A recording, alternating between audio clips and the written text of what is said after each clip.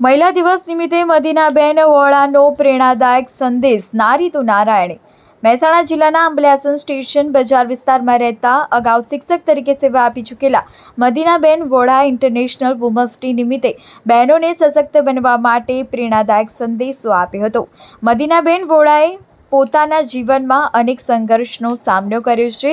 તેમણે ઇસ્લામ ધર્મમાંથી હિન્દુ ધર્મમાં પરિવર્તન કર્યા બાદ જીવનમાં પડકારો વચ્ચે અડગ રહી આગળ વધવાનો માર્ગ પસંદ કર્યો હતો।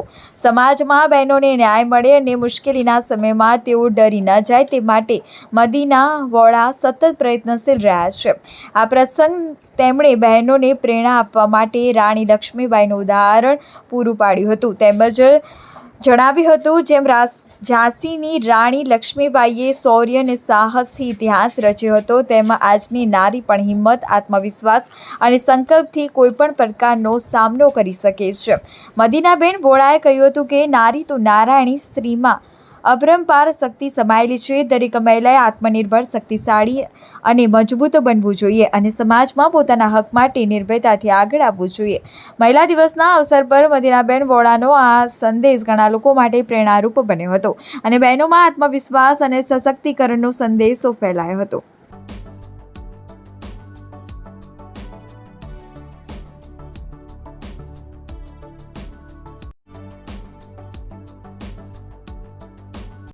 બેન, તમારું શું નામ? વોરા મદીનાબેન સુલેમાનભાઈ। મદીનાબેન, આજે જે મહિલા દિવસ છે તેના માટે તમે મહિલાઓને શું સંદેશ આપશો?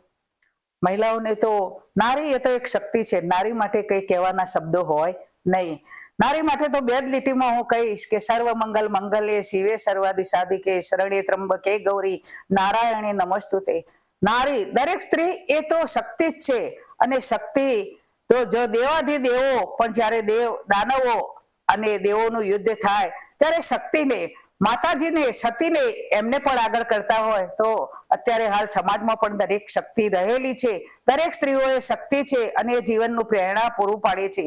મેં મારા જીવનની અંદર ખૂબ સ્ટ્રગલ કર્યું પણ જ્યારે મને યાદ આવ્યું ત્યારે ઝાંસીની રાણી લક્ષ્મીબાઈ, રજિયા સુલતાન, આપણા ઇન્દિરા ગાંધી, આ બધા મારા માટે મારા જીવનમાં એક દ્રષ્ટાંત રૂપ છે। મેડમ, તમે જે ઇસ્લામ ધર્મમાંથી હિન્દુ ધર્મ આવો તો તમે કેવી સ્ટ્રગલ તમે થઈ છે? એ સ્ટ્રગલની તો કોઈ વાત કરવાની હોય જ નહીં।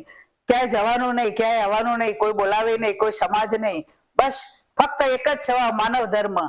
અત્યારે હાલ પણ મેં જે 10 કલાકની આનંદની ગરબાની ધૂન કરી ત્યારે પણ મારો આખો સમાજ વિરોધમાં હતો અને એમણે કહ્યું કે નાત બાર અમને સમાજ બહાર મૂકી દો, અમને કોઈએ બોલાવવાના નહીં। તો મારો સામે એવો જવાબ હતો કે તમે મને શું ના બોલાવો, મેં તમને સમાજ બહાર મૂક્યા છે।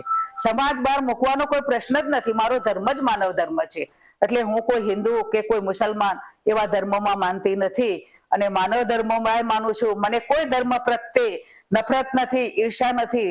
બંને ધર્મ મારા માટે સરખા છે પણ હું પોતે હિન્દુ ધર્મ પાળું છું, માતાજીની સેવા પૂજા કરું છું અને એનાથી મને મારા ખૂબ શાંતિ છે, ખૂબ આનંદ છે। આજે મહિલાઓ તમે શું પ્રેરણા આપવા માંગો છો? હું તો મહિલાને એવું કહું કે તમારા આત્માનો અવાજ સાંભળવાનો, કંઈક સારું કાર્ય કરવાનું હોય તો કોઈ શું કહેશે એવું નહીં, એનાથી શું લાભ થશે, સમાજને શું લાભ થશે, આપણા બાળકોને શું લાભ થશે, આપણા કુટુંબને શું લાભ થશે અને એનાથી કંઈ નુકસાન નથી।